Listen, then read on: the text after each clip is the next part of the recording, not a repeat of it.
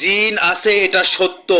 জিন মানুষের উপরে এসে আশ্রয় নেয়, এটাও কিন্তু সত্য। জিন মানুষকে অনেক সময় পাগল করে দেয়, অনেক সময় বদ জিন আছে এবং ভালো জিন কিন্তু আছে। বদ জিন মানুষদেরকে খারাপ পথে নিয়ে যায় এবং বিভিন্ন ধরনের খারাপ আচরণ করে থাকে মানুষের সঙ্গে। এবং যারা ভালো জিন তারা কিন্তু সবসময়ের জন্য পরেজগার এবং নামাজ পড়তে তাদেরকে উৎসাহ করে, ভালো জিনিস করার জন্য উৎসাহ করে।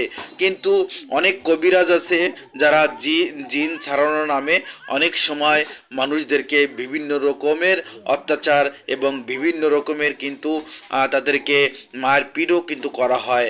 আসলে যদি শরীর থেকে বের করতে হয়, অবশ্যই কিন্তু ভালো একজন আলেমের সঙ্গে, ভালো একজন পরেজগার মানুষের সঙ্গে অবশ্যই আপনাদের যোগাযোগ থাকতে হবে।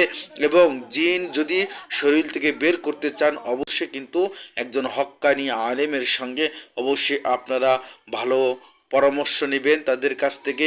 এবং তাদের কাছ থেকে অবশ্যই আপনারা সুন্দর একটি পরামর্শ পাবেন আপনার শরীর থেকে কিভাবে জিন বের করবেন।